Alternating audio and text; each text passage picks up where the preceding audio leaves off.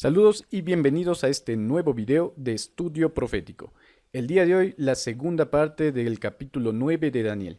En el estudio anterior vimos ya la introducción al capítulo 9, vimos su trasfondo histórico, hablamos acerca de la oración de Daniel, también topamos el punto de la profecía de los 70 años dada por el profeta Jeremías y comprendida por el profeta Daniel, y finalmente vimos los eventos principales alrededor de la profecía de las 70 semanas.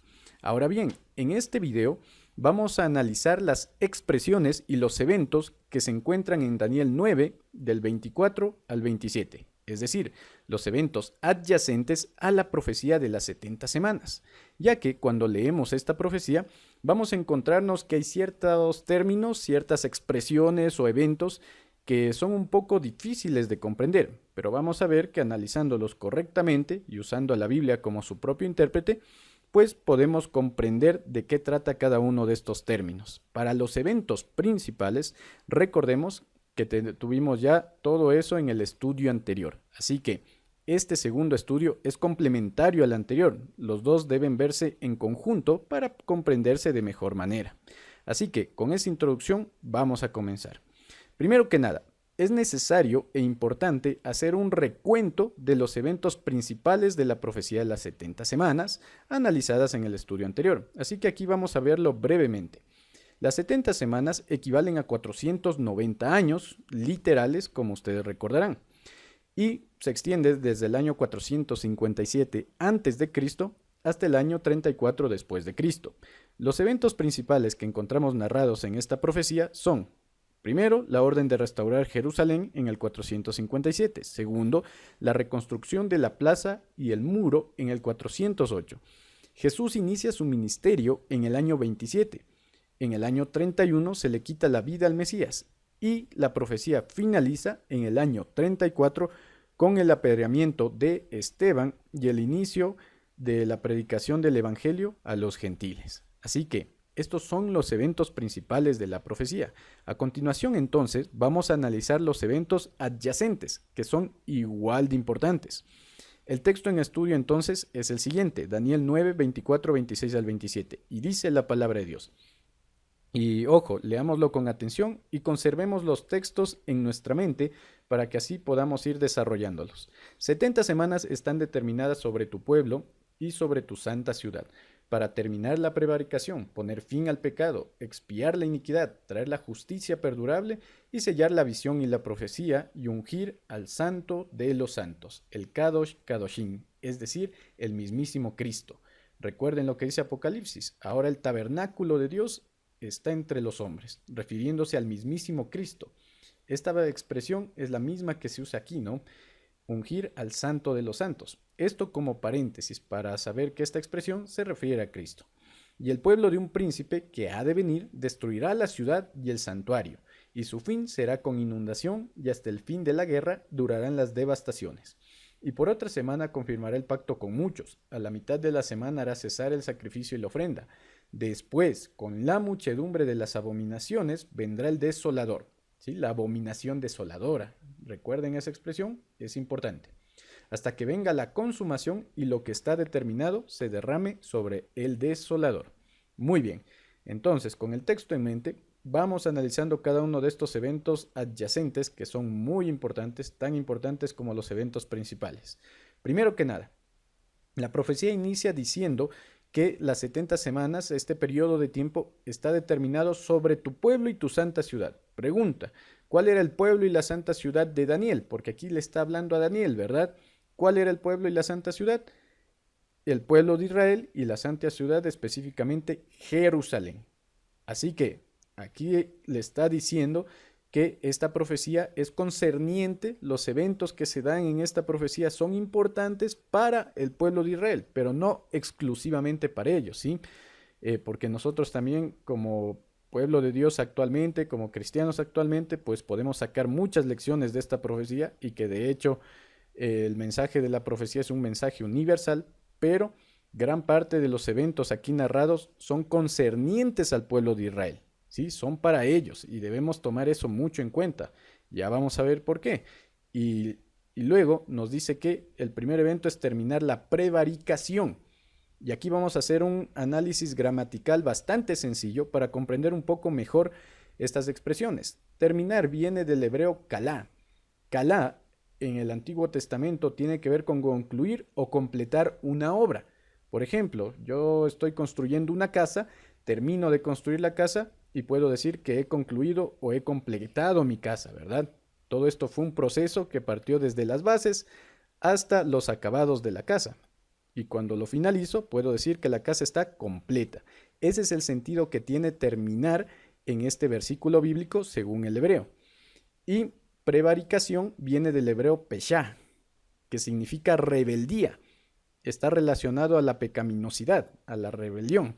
Pero lo interesante de esta expresión es notar que no solamente tiene una connotación personal, no se refiere solo a la rebeldía, al acto rebelde que puede cometer una persona individualmente, sino que también tiene una connotación nacional, es decir, una connotación colectiva.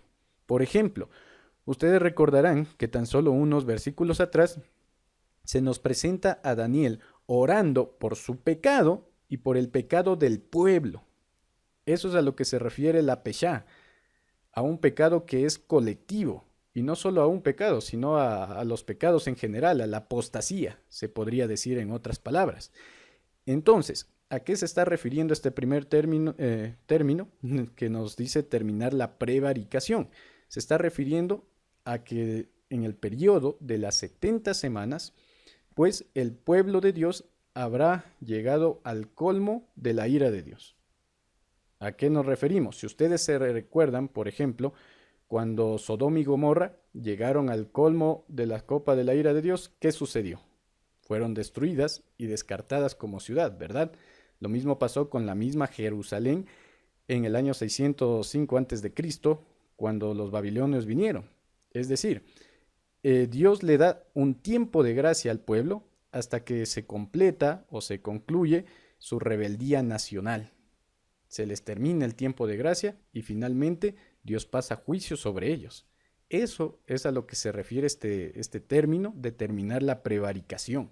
Ojo con eso, ¿no? Aunque claro, algunos lo ven por el lado de que el sacrificio de Cristo terminó con el pecado, lo cual es 100% cierto, pero cuando analizamos el texto a la luz de su idioma original, vemos que está relacionado más a esta rebeldía nacional de Israel, que llegó al colmo de la copa de la ira de Dios. Y eso es más que evidente porque rechazaron el mensaje del Evangelio, rechazaron al mismísimo Mesías y rechazaron el testimonio de Esteban. Así que ellos habían llegado al colmo de la ira. Por eso su tiempo de gracia como nación se había terminado, mas no como individuos, ¿no? Ojo con eso. La siguiente expresión es poner fin al pecado. Aquí también encontramos un término interesante, que el pecado, o sea, aquí el término en hebreo es hatá. Hatá tiene otro significado que no simplemente es pecado, sino también el sacrificio por el pecado. Así que el texto, cuando dice poner fin al pecado, sí, por un lado se está refiriendo que con el sacrificio de Cristo, pues, el pecado queda clavado en la cruz, el pecado es vencido, ¿no? Y todos los que acceden al sacrificio de Cristo pueden vencer al pecado y al final, cuando ya Cristo venga por segunda vez, cuando renueve la tierra en su tercera venida, pues el pecado terminará. Todo esto gracias al sacrificio de Cristo que se encuentra revelado en las 70 semanas. Pero también significa el término hatá, sacrificio por el pecado. Entonces, el otro significado de esta expresión tiene que ver con que cuando Cristo vino y murió en la cruz, terminó con el sistema de sacrificios del santuario terrenal. Ya no eran necesarios más sacrificios por el pecado. Los corderos, los bueyes, las ovejas, los machos cabríos, todo eso terminó. Poner fin al sistema de sacrificios por el pecado. Eso lo hizo Cristo con su muerte, terminando así con la ley ritual. Interesante, ¿verdad? Luego, se nos dice que expía la iniquidad. ¿Sí? En esta profecía también se nos habla de expiar la iniquidad. ¿A qué se refiere esto? Expiar en el Antiguo Testamento viene del hebreo kafar, que significa cubrir o anular. Iniquidad viene del hebreo abón. Se dan cuenta que hay varias palabras para pecado, ¿sí? Para pecado, para transgresión, para iniquidad en el Antiguo Testamento. Esta es otra. la iniquidad o abón, que significa castigo por la iniquidad. Entonces, aquí es algo interesante, ¿no? Mediante su sacrificio, Cristo cubrió o anuló el castigo por la iniquidad. Es algo increíble, hermanos, porque recordemos, ¿cuál es la paga del pecado según Romanos? La muerte. Pero el mismo libro de Romanos nos dice, mas la dádiva de Dios es vida eterna. En otras palabras, gracias al sacrificio de Cristo es que podemos cubrir o anular ese castigo que nosotros merecíamos. Tú y yo merecíamos ser castigados por el pecado. Tú y yo merecíamos la paga del pecado, que es la muerte. Pero gracias a ese sacrificio expiatorio de Cristo, queda anulado ese castigo y nosotros podemos gozar de libertad y de vida eterna. Algo increíble. Miren qué bonito es comprender la Biblia en su contexto, un poco más en su idioma. Se entienden ciertas expresiones de manera más amplia. Entonces la expiación de la iniquidad tiene que ver con eso. Ese sacrificio vicario, sustitutivo que Jesús hizo por cada ser humano y que nosotros podemos acceder a él solamente pidiéndole a Dios, solamente creyendo por gracia. Y finalmente hay tres expresiones más: traer la justicia perdurable, sellar la visión y la profecía y ungir al santo de los santos. Estas tres expresiones, todas ellas las cumplió Cristo. Las tres expresiones las cumplió Cristo. Gracias a su sacrificio, a su vida, Él trajo la justicia perdurable. Porque recordemos, nuestra justicia es como trapos ¿de qué? De inmundicia. Pero la justicia de Cristo fue una justicia perfecta. Esa es la verdadera justicia. Esa es la justicia perdurable a la que nosotros podemos acceder mediante la fe. Segundo, sellar la visión y la profecía. Y veíamos que con la venida de Cristo a esta tierra se cumplieron muchas profecías del Antiguo Testamento. Y exactamente se cumplieron las profecías de las 70 semanas, cada uno de los puntos en su año correspondiente, en su periodo correspondiente, de manera perfecta, de manera sincrónica. Cristo los cumplió. Él sella la visión y la profecía. Él es la profecía, hermanos. Y veíamos la clase anterior que Él es el centro de la profecía. Y finalmente ungir al santo de los santos, que ya dijimos un poco de esto. Cuando Cristo vino, pues fue ungido por el Espíritu Santo en el año 27. En el año 27 Él es bautizado y literalmente el Espíritu Santo, nos narra el libro de Mateo, aparece como paloma y se posa sobre él, dando a entender que él era el ungido de Jehová, ungido por el Espíritu Santo para la obra que estaba a punto de comenzar. Después va al desierto y regresa con poder para comenzar sus 3 años de obra. Así que ese es el ungimiento del Santo de los Santos. En el Antiguo Testamento, el ungimiento tenía que ver con derramar aceite sobre la cabeza de un rey. Por ejemplo, David, ¿no? Que fue ungido por Samuel. Ustedes recordarán una historia muy conocida. Ese aceite representaba la unción del Espíritu Santo. Y todo eso era una representación de lo futuro, es decir, de Cristo Jesús cuando vino y fue ungido por el Espíritu Santo tras su bautizo. Así que aquí tienen la primera serie de eventos importantes, que creo que nos ha quedado bastante claro, ¿no? Ahora, quiero que nos fijemos en 2 detalles importantes. Número 1, que Cristo, con su venida, cumplió cada una de estas cosas. Y número 2, que el segundo punto, terminar la prevaricación, está muy relacionado a lo que hizo el pueblo de Israel, ya que Cristo vino e hizo toda esta obra. Pero los israelitas como nación, no como individuos, porque muchos israelitas obviamente aceptaron a Cristo, pero como nación lo rechazaron, ¿sí? Y esto fue lo que colmó la copa de la ira de Dios, y el tiempo de gracia del pueblo de Israel como nación había terminado finalmente. Eso lo podemos ver en los siguientes puntos. Daniel 9:26 dice: el pueblo de un príncipe que ha de venir destruirá la ciudad y el santuario, y su fin será con inundación, y hasta el fin de la guerra se decretará asolamiento.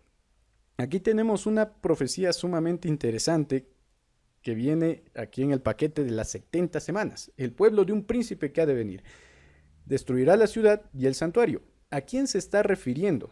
A Tito. Justamente Tito, cuando invadió, él era un general, ¿no? Él era un general romano que a él se le encargó, fue encargado por Vespasiano, quien era el emperador en aquel entonces, de invadir Jerusalén, de sitiar Jerusalén y destruirla. En esa época hubieron muchas revueltas judías. Los judíos querían su independencia. También durante este tiempo se levantaron muchos falsos mesías. Había varios grupos sectarios, varios grupos independentistas, había varios grupos terroristas, guerrilleros, inclusive podríamos decir. Por ejemplo, ustedes recordarán que entre los discípulos de Jesús estaba un tal llamado Simón el Celote. Seguramente recuerdan a Simón el Celote. ¿Por qué a Simón se le decía Celote? Ese no era su apellido, ¿no? Lo que pasa es que Simón pertenecía a un grupo conocido como los Celotes. Los Celotes eran una especie de forajidos que buscaban la independencia de Israel mediante la violencia. Ellos creían que el reino de Cristo, el reino del Mesías, tenía que imponerse por la fuerza, e iba a ser un reino político, un reino militar, un reino de este mundo, que los iba a rescatar del yugo romano. Eso promulgaban los celotes, ¿no? Así que este discípulo de Jesús no tenía ninguna buena procedencia, pero Jesús cambió su vida, ¿verdad? Entonces, este tipo de grupos abundaban en Israel en los tiempos de Jesús y hasta el año 70. Se levantaron muchos movimientos queriendo independizarse de Roma, lucharon contra las tropas romanas en el año 66, en el 67, se levantaron varias revueltas judías y como la situación se estaba haciendo incontrolable, finalmente el emperador Vespasiano manda a Tito con las tropas romanas para destruir Jerusalén, que había estado en esta rebelión durante mucho tiempo. Entonces, ese es el príncipe que ha de venir según esta profecía. Miren qué precisa, qué exacta la profecía, 600 años antes de que se den los eventos. Tito, para este momento, no solamente era un general, también era un príncipe. Ese detalle es interesante, ya que Tito, después de la muerte de Vespasiano, llegaría a ser emperador. Ahora bien, Tito, hermanos, sitió durante varios meses la ciudad de Jerusalén, hasta que Jerusalén se quedó sin alimentos, sin provisiones, la gente empezó a morir de hambre y pasaron cosas terribles. La misma Biblia profetizó que se iba a cometer aquí atrocidades como el canibalismo, como que las madres se comían a sus propios hijos. Así de terrible fue este sitio. Y miren que la profecía advierte al pueblo de Israel mucho tiempo antes.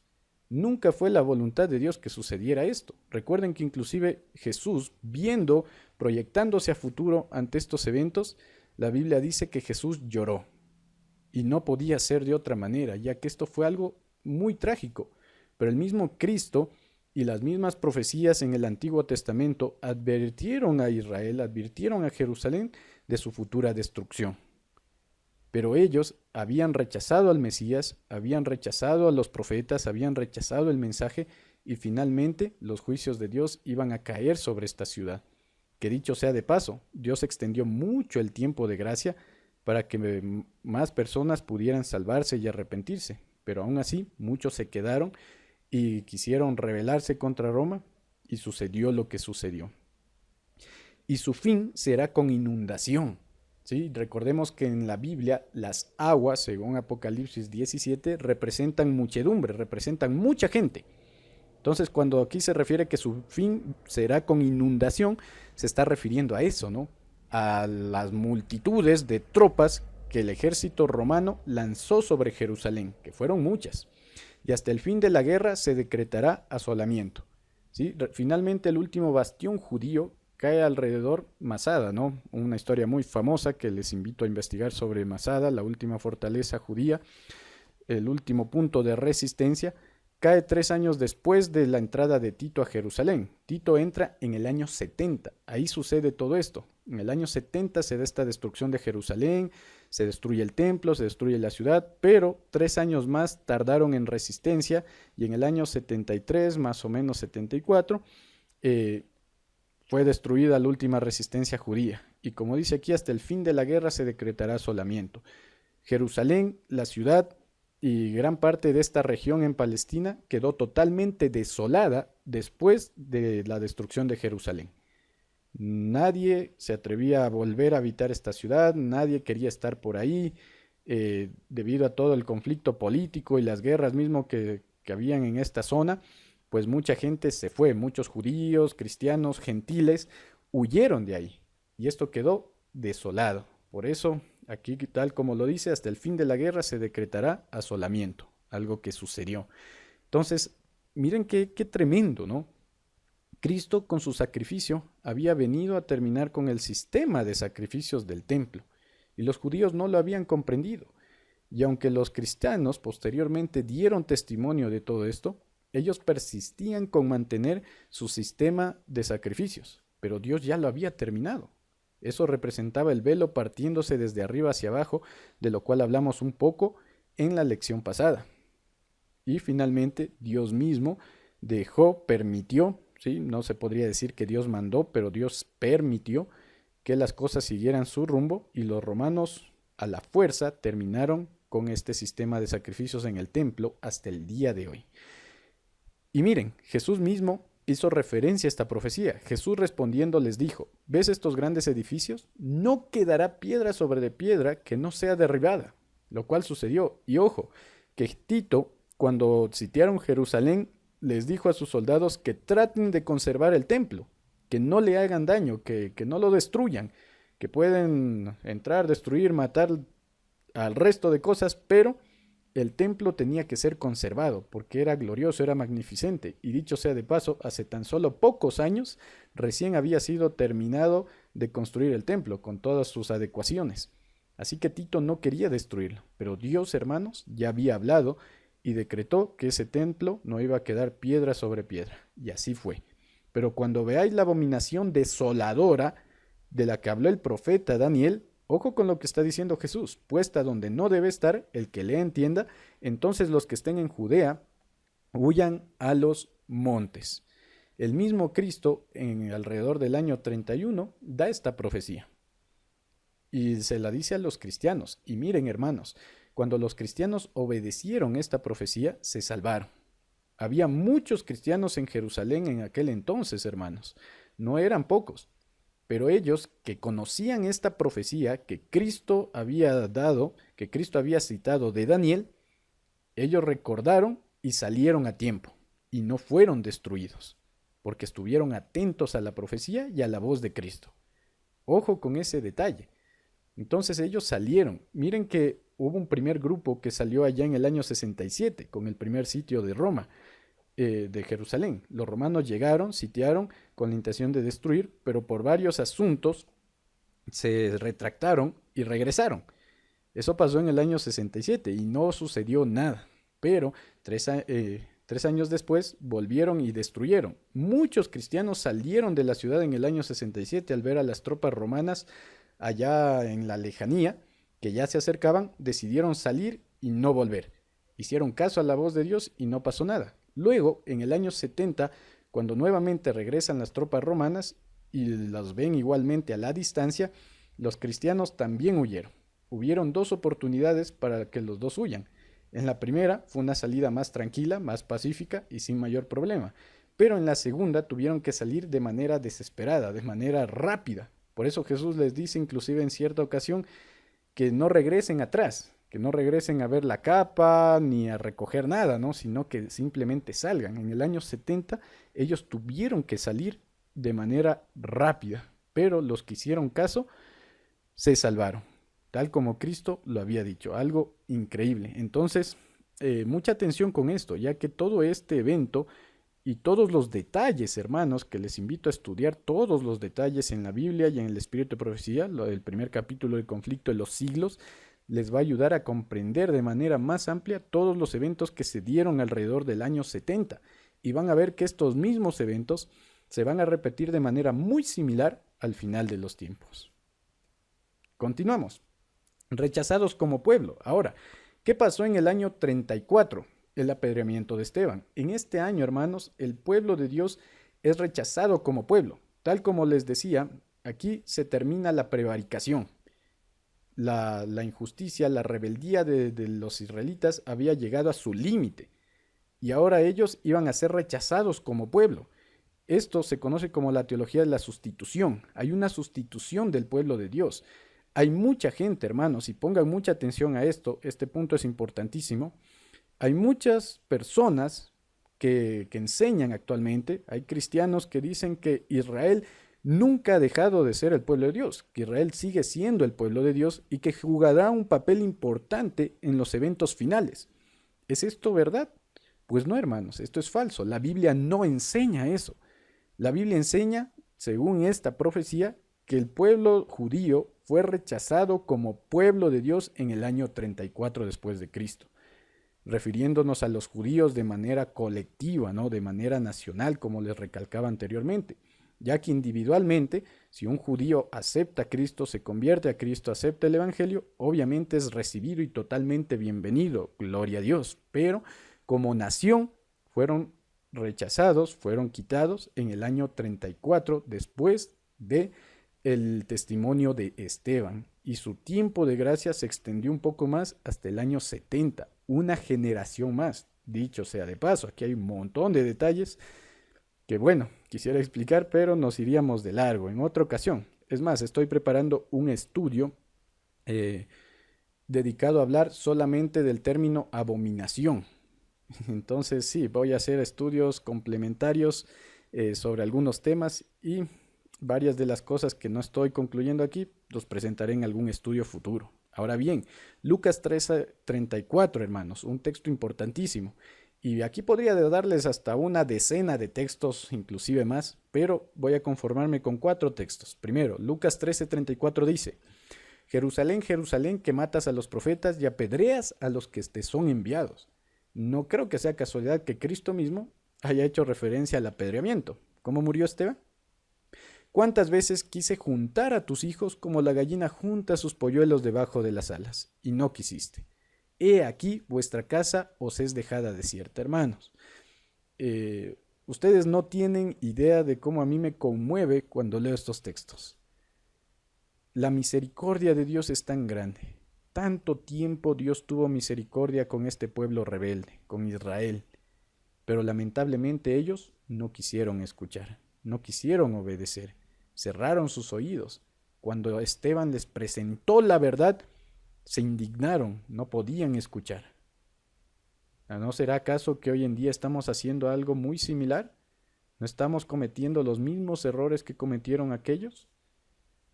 El pueblo de Israel cayó la primera vez cuando los babilonios lo conquistaron por olvidar la ley, y en esta segunda ocasión por magnificar demasiado la ley y olvidarse al autor de ella.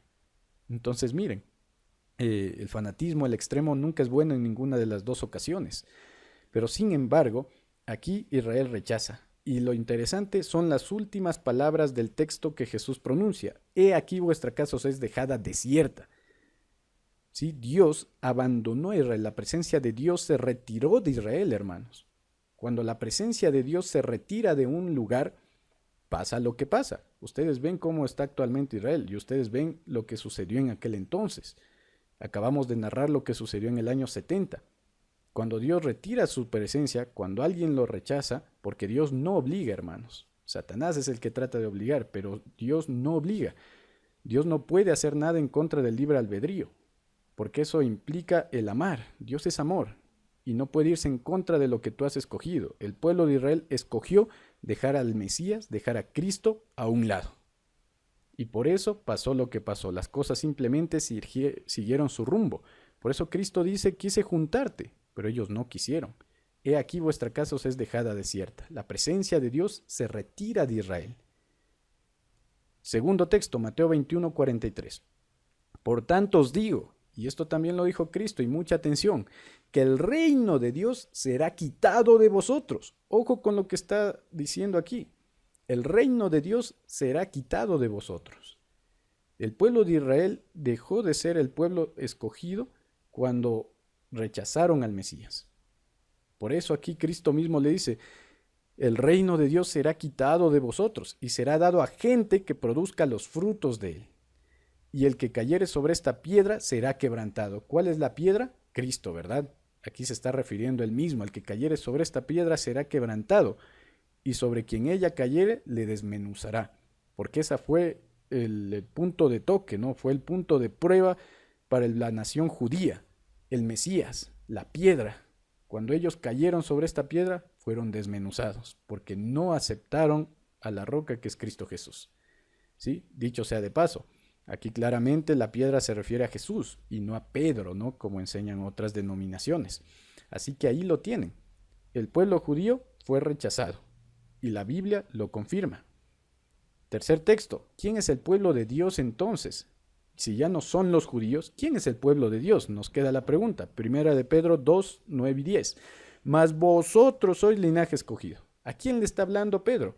A los cristianos. Real sacerdocio. Miren los términos que usa.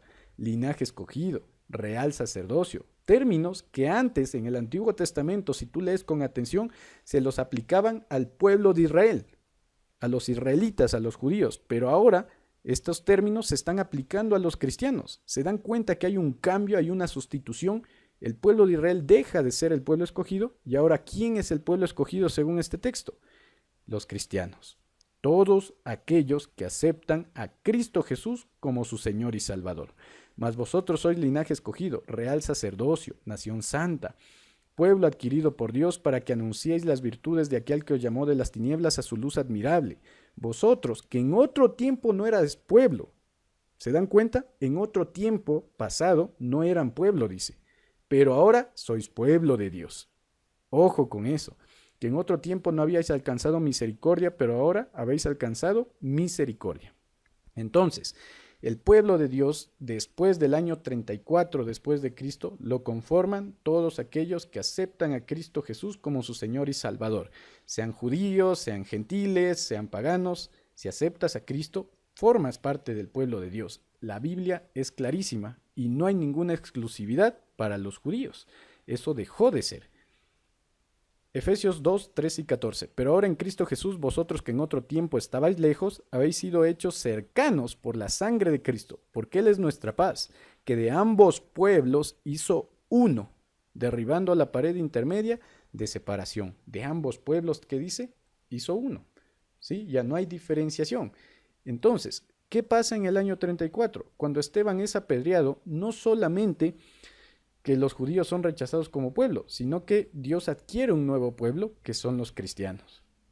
¿Cómo sabemos esto? En el mismo año 34 que termina la profecía de las 70 semanas, hermanos, empieza también el evangelio a los gentiles.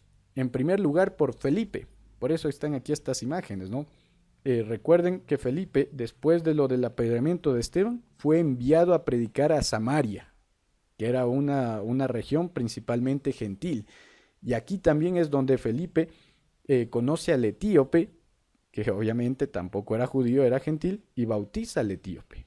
También este mismo año, Pedro conoce a Cornelio, que también era un gentil, y Cornelio acepta el evangelio. En este mismo año, Pedro recibe la visión de las carnes puras e impuras, con el mensaje de Dios de que no debe rechazar a nadie, ni sea judío ni sea gentil. Así que la Biblia es clara, hermanos. Ese es el pueblo de Dios. Los judíos ya no juegan un papel importante, pero obviamente siguen siendo importantes para el Señor porque son personas que necesitan salvación. Eso es lo único, hermanos, y debemos tenerlo claro. Y si alguien enseña algo diferente, por ejemplo, que son los 144,000, van a ser judíos literales, de sangre, que se van a convertir al final de los tiempos, que el templo de Jerusalén cuando se inaugure viene el anticristo, viene el Cristo. Bueno, ya los judíos ya no tienen relevancia, hermanos. Ahora es el pueblo de Dios, los cristianos. Que nos quede clarísimo. La abominación desoladora. Este es el último término que vamos a analizar en este estudio. La abominación desoladora, hermanos, esta famosa expresión que no suele ser muy bien entendida, pero ahora vamos a ver qué significa. En primer lugar, y aquí tienen los textos para respaldar, no vamos a leer cada uno de ellos, pero les invito a que puedan examinarlos. En la Biblia, la expresión abominación está relacionada con la transgresión de la ley de Dios, con un especial énfasis en la idolatría y la falsa adoración. Si tú buscas esto en la palabra de Dios, simplemente basta con usar una concordancia, ¿no? O si quieres buscarlo en hebreo, también vas a encontrar lo mismo. Tiene estas connotaciones. La abominación siempre está relacionada con la transgresión de la ley de Dios. Siempre. Vas a ver que está ahí directamente algo que es abominable para Dios, está transgrediendo su ley, sus 10 mandamientos para ser más específico, con un especial énfasis en la idolatría y la falsa adoración. idolatría y falsa adoración. Ojo con eso, eso es una abominación en la Biblia. Y número 2, la desolación, abominación desoladora, ¿no? Recuerden que este término viene junto. ¿Qué es la desolación en la Biblia? El término tiene dos connotaciones. La primera tiene que ver con la devastación causada por una invasión, generalmente como juicio divino sobre una nación apóstata. Eso van a encontrarlo muchas veces en los profetas mayores y menores. Y por otro lado, se refiere a los efectos espirituales que tiene esa devastación sobre quienes la ven o la experimentan. ¿Sí? Entonces, la abominación desoladora, hermanos, en otras palabras, en palabras más sencillas, tiene que ver con un pueblo o una nación o un poder apóstata que invade, destruye o desola al pueblo de Dios. ¿Sí? Y lo extermina, ¿no? Y eso tiene efectos o connotaciones espirituales.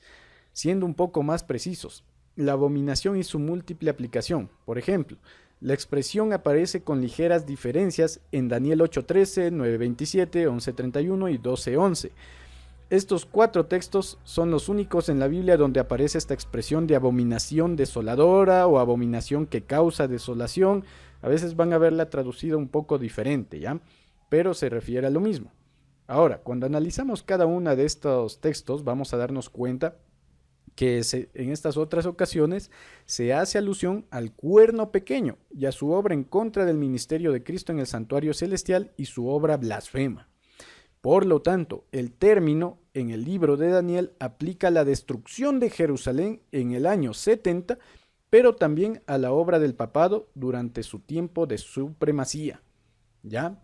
Así que podemos darnos cuenta que la abominación desoladora en este texto de Daniel 9 se refiere a esa destrucción de Jerusalén, al fin de la prevaricación, a la invasión romana que hubo sobre Jerusalén en el año 70. Pero cuando lo analizamos a la luz de los otros textos, vemos que tiene otra aplicación, que se refiere a la actividad del cuerno pequeño.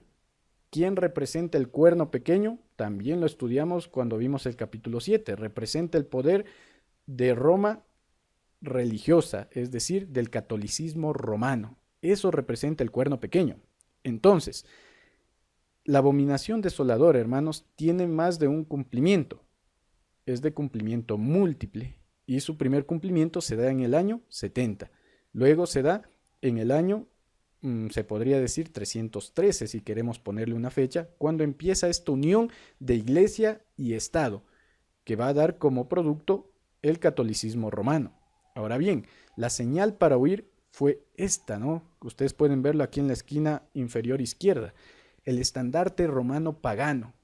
Roma era un poder abominable, un poder pagano. ¿Por qué? Porque era una nación idólatra, era una nación apóstata, era una nación que no temía a Dios, no creía en el Dios verdadero.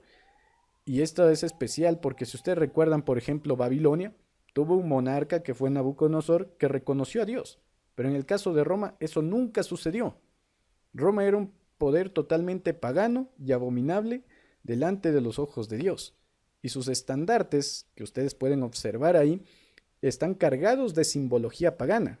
Si ustedes leen con atención el conflicto de los siglos, van a ver que la señal para huir de Jerusalén para los cristianos del año 70 fue ver esos estandartes ahí en las planicies cercanas a Jerusalén.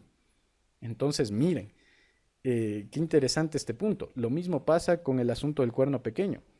Cuando se empieza a unir el poder religioso y el poder político, metiendo estas abominaciones al cristianismo, era señal de los cristianos de que iba a comenzar una persecución. ¿Sí? Algo interesante, que se repite la historia se repite, hermanos, constantemente, y esta es una de esas cosas que se repiten y se repetirá de aquí a poco tiempo.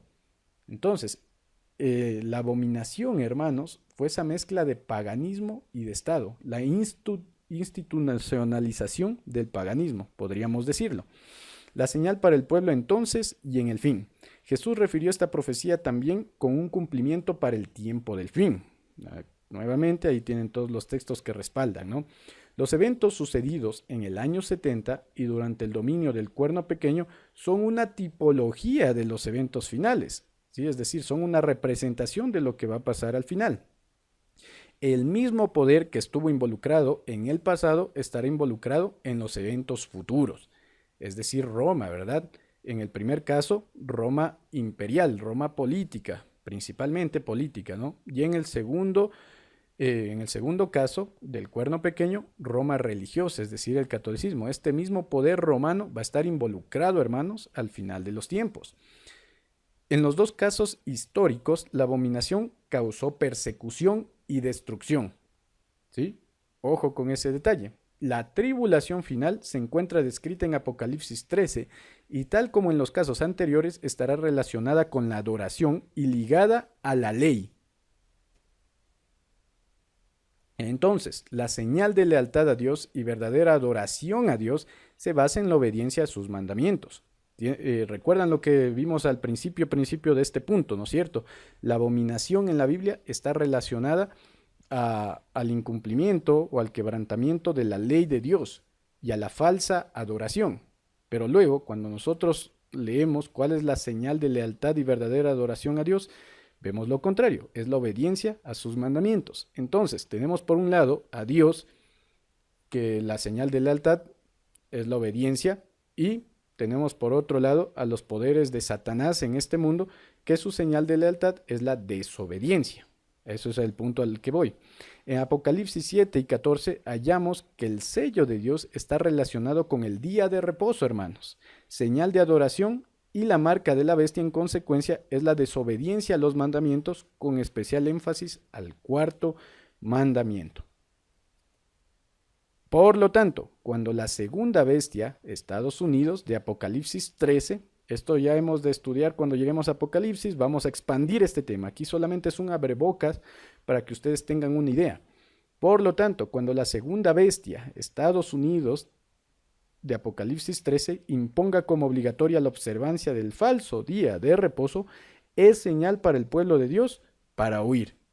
¿Sí? ¿Se dan cuenta cómo mediante un análisis y todos estos puntos, ¿no?, de manera secuencial, podemos llegar a esta conclusión de que cuando se promulgue un falso día de reposo ahí en Estados Unidos como ley de manera nacional, entonces esa será señal para el pueblo de Dios de huir.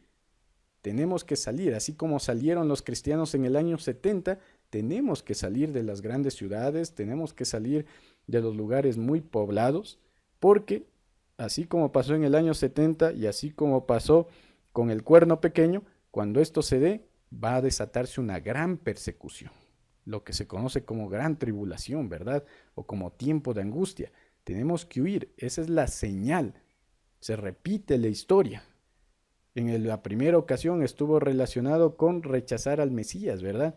En la segunda con esta unión de poder político y religioso, pero ahora en el futuro, en esta tercera ocasión, va a estar relacionado con la adoración, la obediencia a los mandamientos de Dios. Finalmente termino con este texto de Maranata, el Señor viene, página 178. No está lejano el tiempo, ¿sí? Esto lo dice el Espíritu de Profecía, justamente hablando sobre la profecía del año 70, ¿no?, que Cristo mismo la dio. No está lejano el tiempo en que, como los primeros discípulos, seremos obligados a buscar refugio en lugares desolados y solitarios. Así como el sitio de Jerusalén por los ejércitos romanos fue la señal para que huyesen los cristianos de Judea, así la asunción del poder por parte de esta nación, los Estados Unidos, con el decreto que imponga el día de descanso papal, será para nosotros una amonestación. Entonces, será tiempo de abandonar las grandes ciudades y prepararnos para abandonar las menores en busca de hogares retraídos en lugares apartados entre las montañas. Ojo, aquí se nos habla de esta huida, ¿no?, que tiene que darse cuando se promulgue la ley dominical. Pero la idea es que antes de esto ya esté listo nuestro lugar en el campo, ¿no? Hay gente que está esperando a este evento para recién hacer algo al respecto. Si esperan hasta este evento, va a ser muy complicado e inclusive tal vez no lo logren. Por eso hay que prepararse desde ya, hermanos, desde ya. Entonces la abominación desoladora es eso. Es esta abominación que causa desolación, es ese poder apóstata, es este poder blasfemo que atenta contra Dios, que atenta contra el ministerio de Cristo en el santuario y que trata de perseguir al pueblo de Dios. Mis hermanos, busquemos a Cristo ahora que puede ser hallado. Vemos que los eventos se están coaligando de tal manera que pronto veremos el cumplimiento de todas estas cosas. Ya la profecía nos ha dejado el camino trazado, nos ha dejado lo que debemos hacer y seguir, y solamente ahora nos queda a nosotros cumplir. Busquemos al Señor, encomendémonos a Él, que Dios les bendiga mucho y espero que este estudio haya sido de gran ayuda para ustedes, haya sido esclarecedor. Que Dios les bendiga y hasta la próxima.